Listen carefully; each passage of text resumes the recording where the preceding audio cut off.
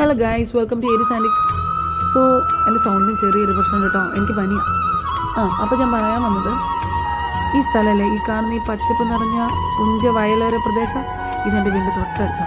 ഇതെനിക്ക് ഏറ്റവും പ്രിയപ്പെട്ട സ്ഥലമാണ്. ഞാൻ ഈ യൂട്യൂബ് ചാനൽ തുടങ്ങണമെന്ന് പ്ലാൻ ചെയ്തപ്പോഴേ എൻ്റെ മെയിൻ ഒരു ആഗ്രഹമായിരുന്നു ഫസ്റ്റ് വീഡിയോ ആയിട്ട് ഇടണമെന്ന് ഓർത്തു, പിന്നെ പറ്റിയില്ല. ഞാൻ വെച്ചു മാക്സിമം നല്ല ഫോട്ടേജ് കളക്ട് ചെയ്ത് വെച്ചിട്ട് നല്ലൊരു വീഡിയോ ആയിട്ട് ചെയ്യണം. ഇത് എനിക്ക് ഏറ്റവും പ്രിയപ്പെട്ട ഇടാം. എനിക്ക് എപ്പോഴും വന്നിരിക്കാൻ ഇഷ്ടമുള്ള ഈ സമാധാനം എന്നൊക്കെ പറയുമ്പോൾ ഓരോരുത്തർക്കും ഓരോ ഡെഫിനിഷൻ അല്ലേ.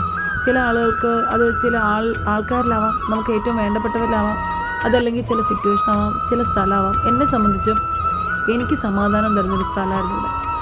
വൈകുന്നേരങ്ങളിൽ സന്ധ്യാസമയങ്ങളിലൊക്കെ ഇവിടെ വന്നിരിക്കുമ്പോൾ അടുത്തുള്ള അമ്പലത്തിൽ നിന്ന് അവിടുത്തെ പാട്ടൊക്കെ കേട്ട്, സന്ധ്യാസമയത്ത് ഇവിടുത്തെ ആകാശം കാണാൻ നല്ല ഭംഗിയാണ്, പല കളറിലൊക്കെ ആയിട്ട്. പിന്നെ ഈ ഗ്രീനറിയും ഒരു ചെറിയ കാറ്റും കിളികളുടെ സൗണ്ടും, അങ്ങനെ ഒരു പ്രത്യേക വൈബാണ്. വൈകിട്ടൊരു ചായയൊക്കെ എടുത്ത് വന്നിരിക്കാൻ പറ്റിയ സ്ഥലം. എനിക്ക് ഭയങ്കര ഇഷ്ടമായിരുന്നു അവിടെ വന്നിരിക്കാൻ കൊണ്ട്. ചെറുപ്പം തൊട്ടേ നമുക്ക് ഏറ്റവും അടുത്തുമാണ്, ഓടിച്ചെന്നിരിക്കാൻ പറ്റിയൊരു സ്ഥലമാണ്.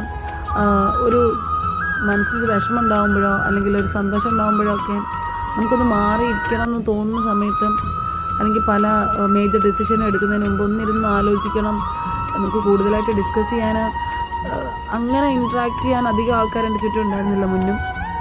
അതുകൊണ്ട് തന്നെ നമ്മൾ സ്വന്തമായിട്ട് പല കാര്യങ്ങളും തീരുമാനം എടുക്കുന്നതിന് മുമ്പ് ഒന്ന് സ്വസ്ഥമായിട്ടിരുന്ന് ആലോചിക്കാൻ ഞാൻ പോയിരിക്കുന്ന സ്ഥലമായിരുന്നു. ഇതെനിക്ക് ഏറ്റവും പ്രിയപ്പെട്ട ഇടമെന്ന് തന്നെ പറയാം. ഇവിടെ വന്നിരിക്കുമ്പോൾ കിട്ടുന്നൊരു സമാധാനം ഉണ്ടല്ലോ, അത് എനിക്ക് ഈ പ്രായം വരെ എവിടെ പോയാലും എനിക്കത് കിട്ടിയിട്ടില്ല. വല്ലാണ്ട് ട്രാവൽ ചെയ്യാനോ ഒരുപാട് എക്സ്പ്ലോർ ചെയ്യാനുള്ള സിറ്റുവേഷൻ ഒന്നും നമുക്കുണ്ടായിട്ടില്ല.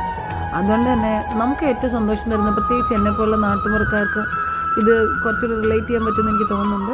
നമ്മുടെ വീടിന് തൊട്ടടുത്തുള്ള വയലും കൃഷിയിടങ്ങളും പാടവും അതുപോലെ കുളം, തോടുകൾ, ഇതൊക്കെ ഒരു പ്രത്യേക വൈബല്ലേ. അവിടെയൊക്കെ പോയിരിക്കുക, പ്രത്യേകിച്ച് സന്ധ്യാസമയങ്ങളിൽ പ്രത്യേകിച്ചൊരു വൈബാന്ന് തന്നെ പറയാം.